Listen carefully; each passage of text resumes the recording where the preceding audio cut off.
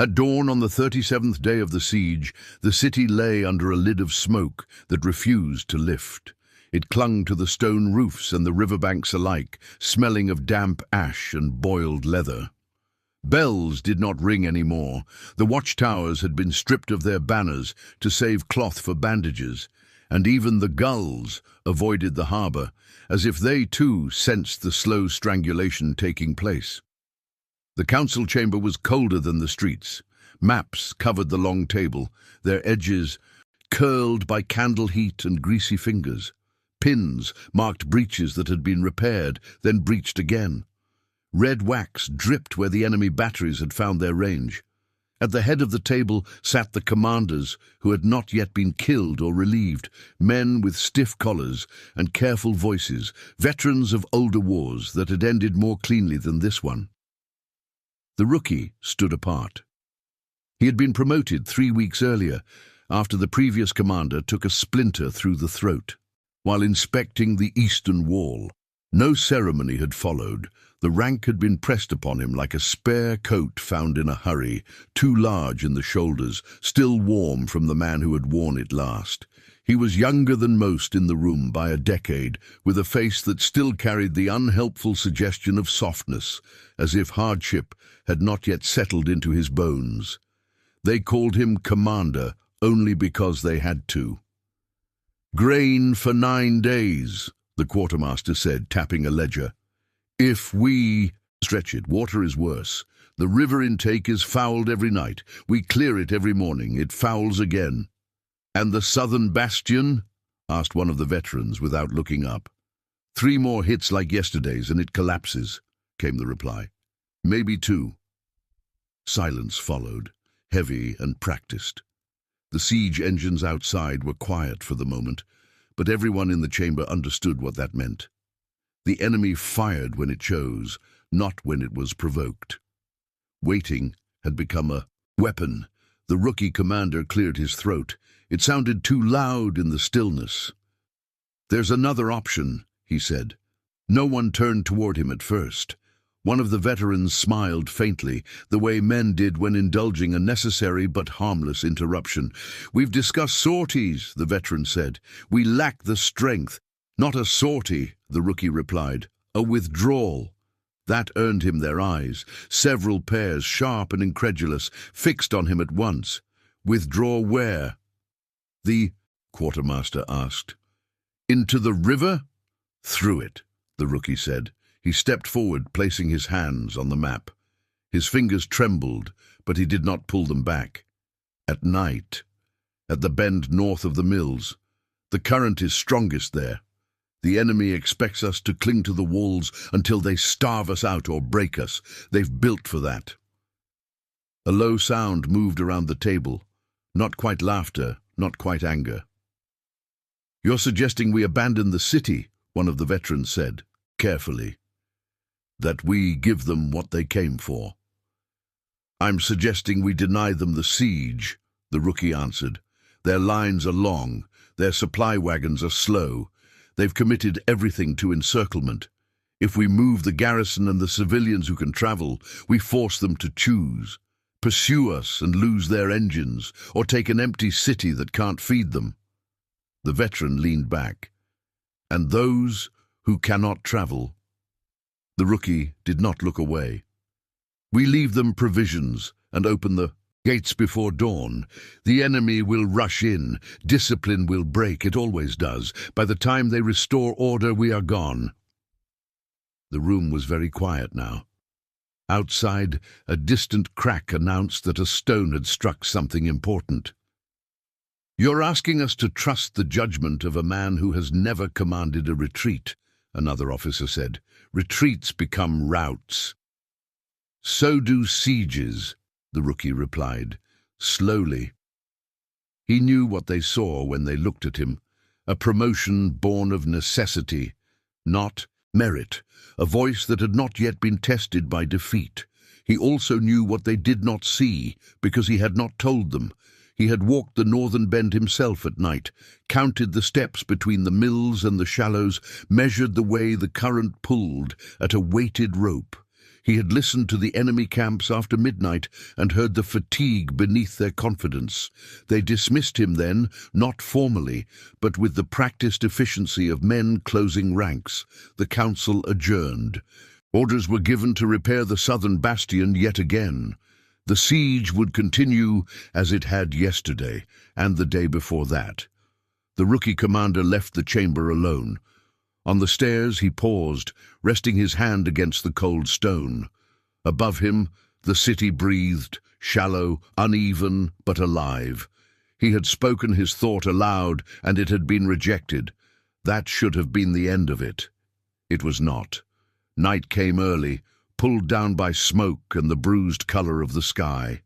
The city's curfew. Bell had cracked 2 weeks earlier, and no one had bothered to replace it, so darkness arrived without announcement. Lamps were hooded, doors were barred. Somewhere along the eastern wall, men shouted and then stopped, the sound swallowed before it could become news. The rookie commander did not return to his quarters. Instead, he walked the inner circuit of the walls, his cloak unfastened so it would not catch, his boots wrapped in rags to soften their sound. He carried no escort. That, too, would have drawn attention. In a city under siege, rank was a liability when it moved too visibly. At the northern bend, the river spoke louder than anywhere else, its voice a constant tearing whisper against stone and silt. The mills stood dark, their wheels locked, their grain long since rationed out. The moon broke through a gap in the smoke just long enough to silver the water, and in that moment the rookie could see what he already knew. The current there was not uniform. It surged toward the far bank in a long, diagonal pull, as if inviting those who trusted it to follow. A figure detached itself from the shadow of a mill door.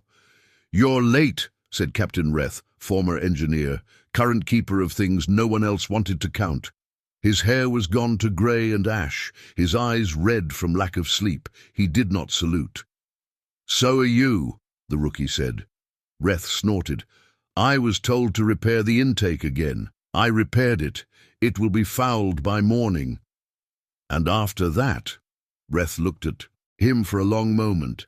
"After that, the wall fails, or the people do." The rookie nodded. "I need boats." Reth laughed then, sharp and short. "Everyone needs boats." "Flat-bottomed," the rookie continued. "Strong ribs, enough for 200 at a time. Quiet." The laughter stopped. Reth's expression changed, not to belief, but to calculation. "There are 12 that could be refitted, fishing barges. They're hidden under tarps by the old tannery. I kept them there when the siege began. Thought they might be useful. Why didn't you tell the council?" "They didn't ask," Reth said, "and they don't like answers they can't nail to a wall." They stood listening to the river. Somewhere downstream, an enemy trumpet sounded, followed by another, answering it. Routine signals, confidence signals.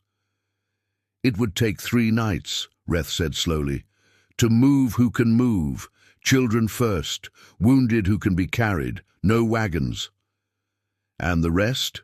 the rookie asked. Reth's jaw tightened. "The rest stay, or surrender." The word lay between them, heavy as iron. Surrender was not defeat, not always, but it was not victory either, and no one wanted to be the man who spoke it first. "I'll need rope," the rookie said, "and men who won't talk."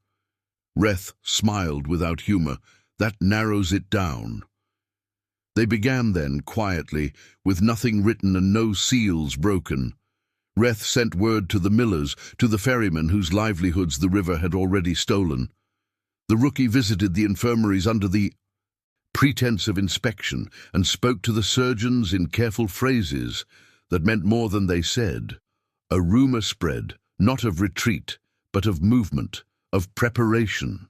In a starving city, movement was hope, even if its shape was unclear. By the second night, the enemy noticed something was wrong. Their engines fired less often. Scouts crept closer to the walls. A probing attack struck the southern bastion and was repelled with unexpected ferocity. as if the defenders were trying to convince someone. They still believed in the stone beneath their feet. The council met again, summoned by anxiety rather than protocol. Reports contradicted each other. Fires were seen near the river, then denied. A patrol failed to return, then returned hours later, shaken and empty-handed. The rookie commander was called in at last. "You've been busy," one of the veterans said, not unkindly, but not with trust either. "I've been preparing," the rookie replied. "For what?" another demanded. "For the moment when waiting becomes suicide." They argued, voices rose, old men thumped the table, the maps were dragged out again, their red wax now more smear than marker. At some point someone asked the question that mattered. "If we do nothing," the quartermaster said, "how many live?" No one answered. The veteran who had smiled on the first day looked at the rookie for a long time. "If we do as you suggest," he said, "how many die?" The rookie did not pretend certainty. "Fewer," he said, "and not all at once." Silence followed, deeper than before. Outside, the river kept moving, indifferent to councils and sieges alike. Before dawn, the gates were ordered opened. Not wide, not with banners, but enough. Enough to let the enemy believe what they wanted to believe. Enough to buy hours. The siege had not yet broken, but it had begun to crack. The third night began without signal or speech. There was no trumpet, no bell, no formal order passed down the lines. Men moved because they had been told earlier, in low voices, by people they trusted. Women gathered children without packing what could not be carried. The wounded were lifted onto doors taken from abandoned houses, their faces pale but alert, as if pain had sharpened their understanding of what was at stake. At the northern bend, the river accepted them. The barges slid from shadow to water with only the softest protest of wood. Reth's men worked by touch more than sight, fingers knowing knots in the dark that eyes might have betrayed. The current caught the hulls immediately, pulling them sideways before straightening them out, exactly as the rookie had predicted. Each crossing took less than 5 minutes. Each return took longer, men leaning into poles, muscles burning, breath held so close it seemed the night itself might hear. On the walls, the garrison fought like men who had been given something back. They shouted challenges. They answered every probing shot. Fires burned brighter than they had in weeks, fed by furniture, by books, by anything that would flame. From the enemy camps, observers watched and nodded. This was what a cornered city looked like. This was desperation. Just before midnight, the first enemy cohort entered through the partially opened southern gate. They came cautiously at first, shields raised, expecting traps. When none sprang, discipline loosened. Orders were shouted, then contradicted. Torches were lit. More soldiers poured in, eager not to miss what they assumed would be. Plunder wrested from starvation. By the time an officer realized the silence in the streets was wrong, too complete, too empty, it was already spreading. At the river, the rookie commander counted crossings by feel rather than tally. When the wounded were gone, when the children were gone, when the barges began returning heavier on the far bank than they left, he knew the window was closing. "Last run," Reth said, voice hoarse. "After this, we scuttle them." The rookie nodded. "Do it!" The final crossing carried men who had held the walls since the first day. They did not look back. Smoke hid the city from the bend now, a low ceiling that swallowed towers and roofs alike. Somewhere within it, the enemy was discovering the truth, room by room. When the barges returned empty for the last time, Reth drove an auger through their hulls. Water rushed in, eager, unforgiving. Within minutes, the river reclaimed them, boards bumping softly against the bank like exhausted animals. On the far side, the column assembled without torches, a dark spine stretching into the fields. Dawn would find them miles away, moving light, moving fast. Behind them, the city burned. The enemy commanders argued as the sun rose. Some wanted pursuit, Others insisted on securing the prize they had paid so much to take. Supplies were scattered, engines stood idle without crews, and the roads out were narrower than they had seemed on maps. By the time a decision was forced, it was the wrong one. The pursuit began late. It ended earlier than anyone expected.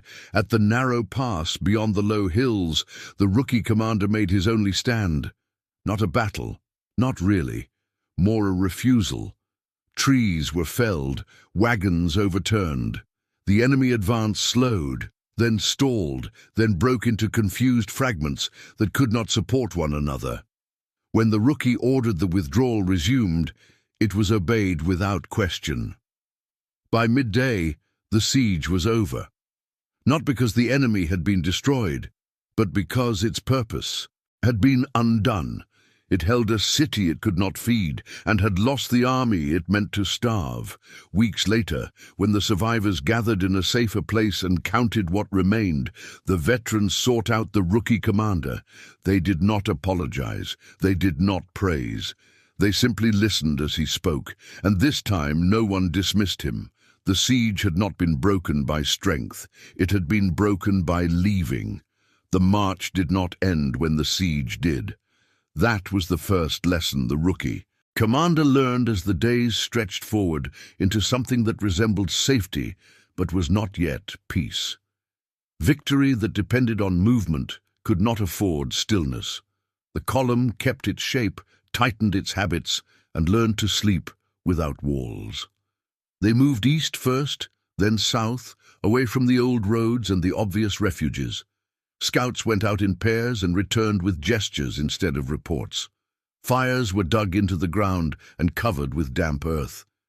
Children learned quickly when not to speak.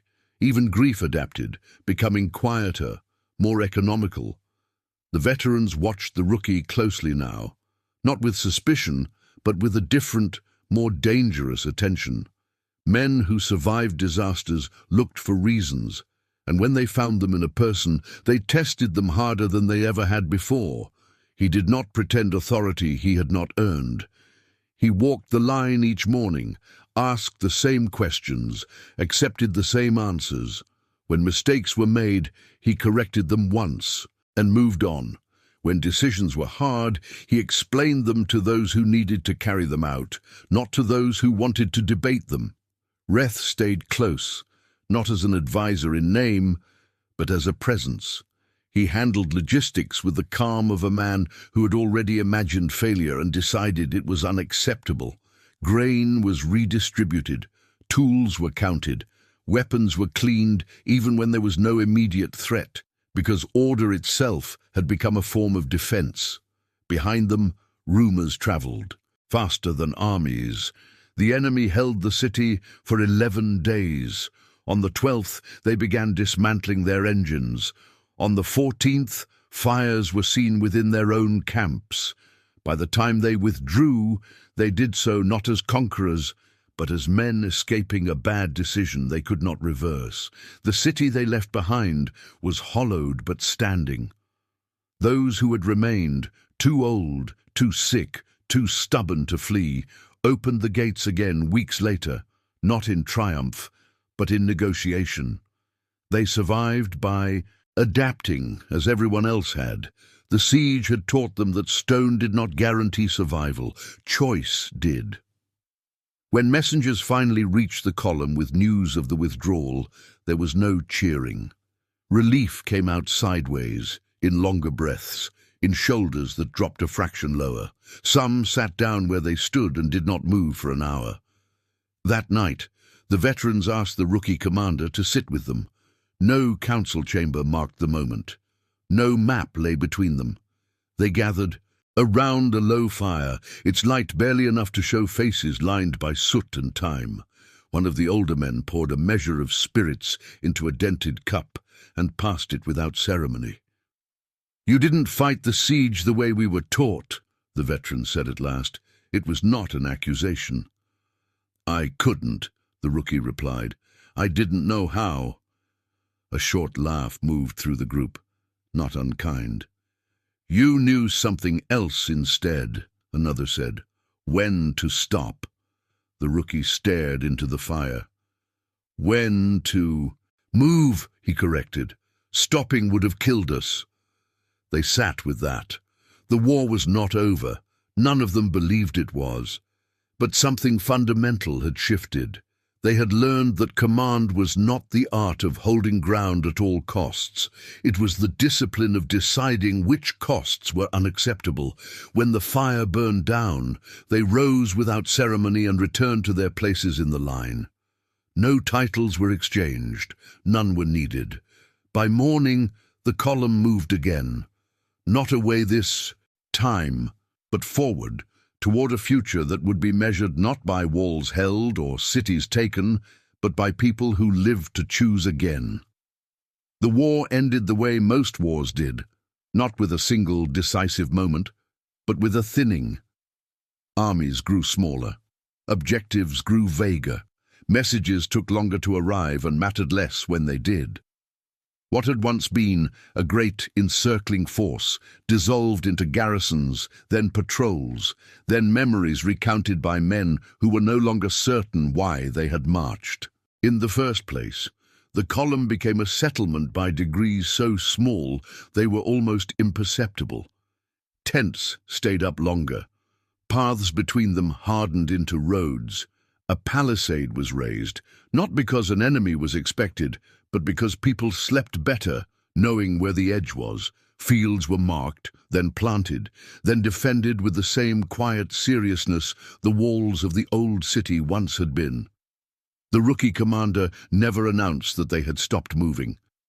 He simply allowed it to happen. Others noticed before he did. Children who no longer asked when they would leave. Craftsmen who repaired tools instead of weapons.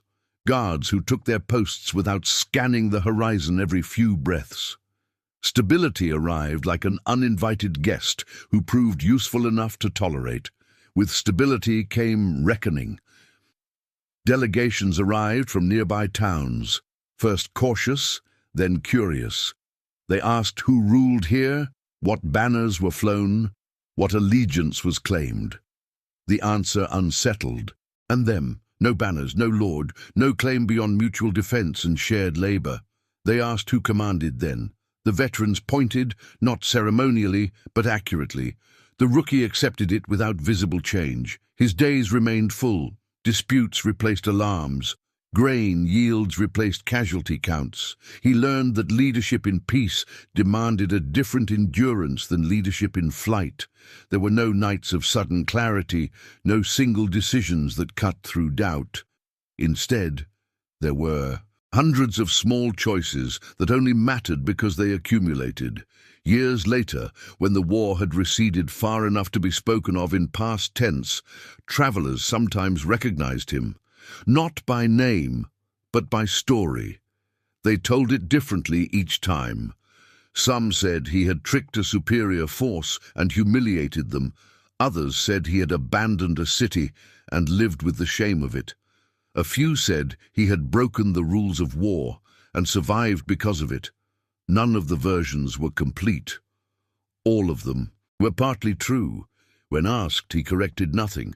Once, a young officer, newly appointed, earnest, untested, asked him how the siege had really been broken.